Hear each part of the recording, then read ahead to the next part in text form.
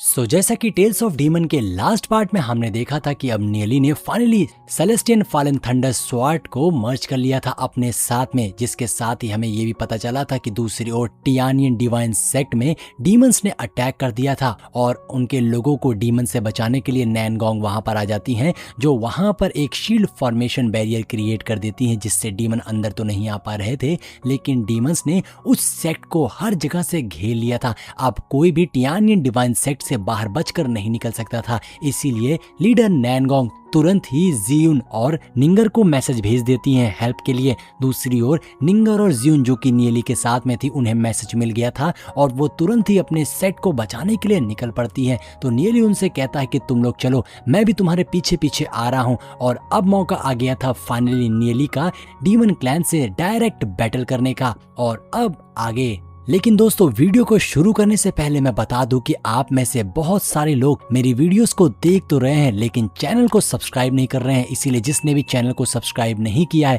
अभी के अभी चैनल को सब्सक्राइब कर लीजिए और बेल नोटिफिकेशन को ऑन कर लीजिएगा, जिससे आपको नेक्स्ट वीडियो की अपडेट मिलती रहेगी। चलिए अब आगे बढ़ते हैं। अब एपिसोड की शुरुआत होती है एक डीमन क्लैन के व्हीकल को दिखाते हुए, जिसके अंदर कोई लड़की बैठी हुई थी और वो सामने से टियानियन डिवाइन सेट को देख रही थी। और तभी वहां पर टियानियन डिवाइन सेट के दो डीमन कल्टीवेटर्स आ जाते हैं, जिसमें से एक था सीनियर ब्रदर और दूसरा था जूनियर ब्रदर। वो दोनों सामने आते हैं और उस व्हीकल के अंदर बैठी हुई फिनिक्स फेदर एल्डर से कहते हैं कि हम तैयार हैं, हमने टियानियन डिवाइन सेट को पूरी तरीके से सराउंड कर लिया है और अब कोई भी टियानियन डिवाइन सेट से बचकर बाहर निकल नहीं सकता है, चाहे चल के या उड़ के, कोई भी किसी तरीके से बाहर नहीं जा सकता है। तभी दूसरी ओर से वो फिनिक्स गर्ल कहती है कि आज का जो हमारा टारगेट है वो बस एक पर्सन है, हमें सिर्फ उसे कैप्चर करना है, उसके अलावा हम यहाँ पर कुछ भी नहीं करने वाले हैं। लेकिन याद रहे, जिसे हम पकड़ने वाले हैं वो हमें जिंदा ही चाहिए।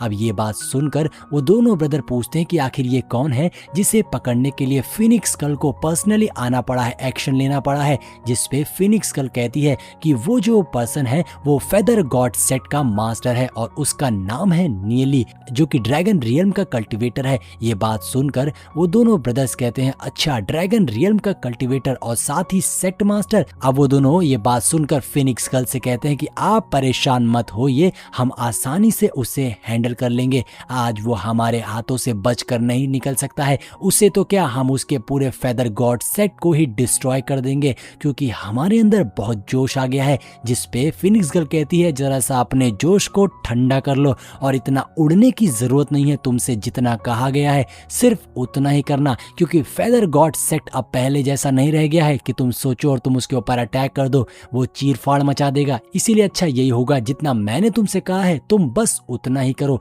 अब वो लोग इसी तरीके की बातें कर रहे थे कि तभी आसमान में कुछ एनर्जी रिलीज होती है और ऊपर एक पोर्टल ओपन हो जाता है और अंदर से आवाज आती है, तुमने मुझे बुलाया और लो मैं आ गया। ऐसा कहते हुए नियली उस पोर्टल के अंदर से बाहर आता है और नियली आते साथ ही कहता है कि ऐसा कौन सा इंपॉर्टेंट काम आ गया था जो फिनिक्स गर्ल को खुद ही आना पड़ा। वाह, ये तो बहुत ही इंप्रेसिव है, लगता है मेरी वैल्यू कुछ ज्यादा ही बढ़ गई है कि डीमन सेक्ट से भी बड़े बड़े लोग आ रहे हैं मुझसे मिलने के लिए। अब जब दोनों ब्रदर्स नियली को अपने सामने देखते हैं तो उनका जोश और ज्यादा बढ़ जाता है और वो कहते हैं, ये लड़का हमारे सामने है, चलो इसे इसी वक्त कैप्चर कर लेते हैं और यहीं पर निपटा देते। ऐसा कहते हुए जूनियर ब्रदर अपनी ऑरा को रिलीज करने ही वाला था कि तभी सीनियर ब्रदर उसे रोकते हुए कहता है, रुक जाओ, अभी फिनिक्स गर्ल का एक्सप्रेशन देखो, उन्होंने हमें कोई भी ऑर्डर नहीं दिया है, इसीलिए हम इतना इम्पल्सिव होकर कोई डिसीजन नहीं ले सकते हैं। जिसके बाद दूसरी ओर हम फिनिक्स गर्ल को देखते हैं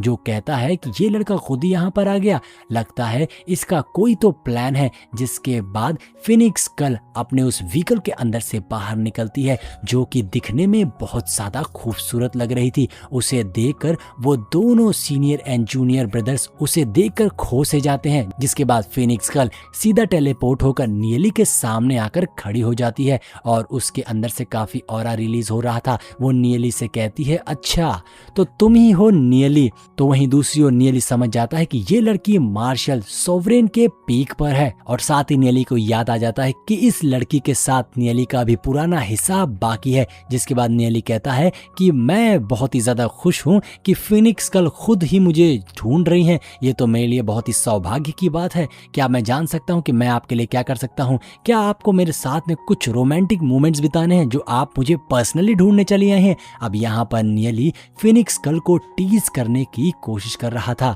जिसपे फिनिक्स गर्ल भी सामने से अपने पासे फेंकती और कहती है, लगता है कि आपका टेस्ट काफी अच्छा है, क्योंकि मुझे तो हर कोई पसंद करता है, तो आप कैसे नहीं करते। अब वो इसी तरीके से नियली से प्यारी प्यारी बातें कर कर उसे अपने जाल में फंसाने की कोशिश कर रही थी। जिसके बाद नियली उनके सामने खड़ा कहता है कि आपको अगर मैं चाहिए तो मैं इसके लिए बिल्कुल तैयार हूँ, आपके लिए तो मैं कुछ भी कर सकता हूँ। क्योंकि यहाँ दूसरी ओर से फिनिक्स गर्ल अपनी बॉडी नियली को दिखा रही थी और उसे लग रहा था कि नियली उसकी जाल में फंस रहा है। नियली भी दूसरी ओर से अपनी चाल चलते हुए कहता है, ये लीजिए, मैंने अपने दोनों हाथ आगे कर दिए हैं और अब आप मुझे कैद कर सकती हैं, मैं कुछ भी नहीं करूंगा, मैं तो किसी भी समय आपके साथ चलने के लिए तैयार हूं। आखिर आप जैसी खूबसूरत लड़की के साथ में कौन नहीं जाना चाहेगा? जो नहीं जाना चाहेगा वो बेवकूफ ही होगा। जिस पे फिनिक्स गर्ल कहती है कि ये लड़का तो बहुत आसानी से सेड्यूस हो गया, जरूर ये इसकी कोई ट्रिक भी हो सकती है। और अब वो नियली के पास आती है और उसके इतनी ज्यादा करीब आकर उससे कहती है,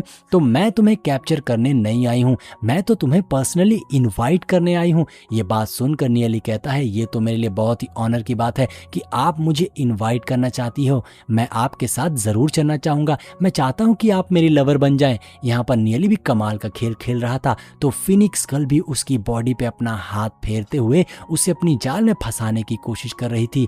और वो कहती है कि आप बुरा तो नहीं मानेंगे अगर मैं आपसे कुछ बातें कहूँ तो? फिनिक्स गर्ल नियली से कहती है कि अगर आप माइंड नहीं करेंगे तो मैं आपसे कह दूं कि हमारे डीमन सेट में ऐसी कोई लड़की नहीं है जो आपको सेड्यूस न कर सके, आपको हमारे यहाँ की लड़कियां जरूर पसंद आएंगी। ये बात सुनकर नियली उस फिनिक्स गर्ल से कहता है, अच्छा क्या तुम्हारे सेट लीडर भी ऐसा ही कर लेते हैं? ये बात सुनकर फिनिक्स गर्ल शॉक हो जाती है, ये लड़का क्या बोल रहा है। तभी दूसरी ओर खड़े दोनों ब्रदर्स कहते हैं, क्या इस लड़के को मर्द पसंद है, क्योंकि हमारे सेट लीडर तो एक आदमी है। तो फिनिक्स गर्ल नियली से पूछती है, तुम कहना क्या चाहते हो, तुम्हारी बात का क्या मतलब है? जिसपे नियली उनसे कहता है कि मैं एक बात जानता हूँ जो शायद तुम नहीं जानती हो, क्या तुम्हें पता है कि तुम्हारे जो सेट लीडर है वो असल में एक वुमेन है? अब ये बात सुनकर दोनों ब्रदर शॉक हो गए थे, क्या कहा, एक औरत? हमारे सेट लीडर एक औरत है? जिस पे वो फिनिक्स गर्ल नियली से कहती है, तुम जरूर मजाक कर रहे हो। तो नियली फिनिक्स गर्ल से कहता है कि मैं उनके कुछ सीक्रेट्स भी जानता हूँ। जिस पे फिनिक्स गर्ल कहती है,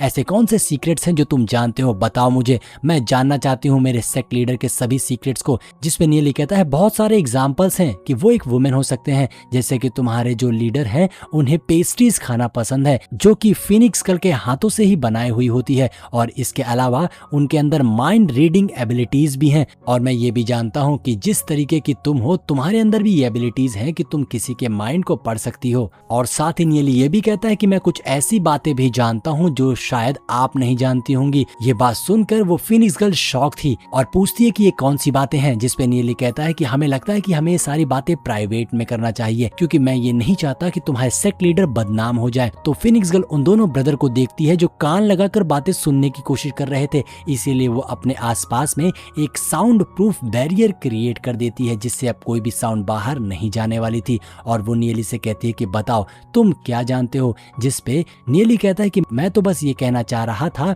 जो सुनकर आप शॉक हो जाएंगी। जिस पे फिनिक्स गर्ल कहती है कि तुम डायरेक्ट बताओ कि तुम क्या कहना चाहते हो, ज्यादा मिस्टीरियस होने की कोई जरूरत नहीं है। तो नियली फिनिक्स गर्ल के पास आ जाता है और उसके कान में कहता है कि तुम्हारे जो सेट लीडर है वो मेरे कंपेनियन है, तुम नहीं जानती हो कि हमारा भी कोई रिलेशन है। ये बात सुनकर फिनिक्स गर्ल को गुस्सा आ जाती है और वो अपना वेपन निकालकर सीधा नियली के गर्दन पर रख देती है और कहती है, तुम्हारी हिम्मत भी कैसे हुई हमारे सेट लीडर के बारे में ऐसी बातें करने की?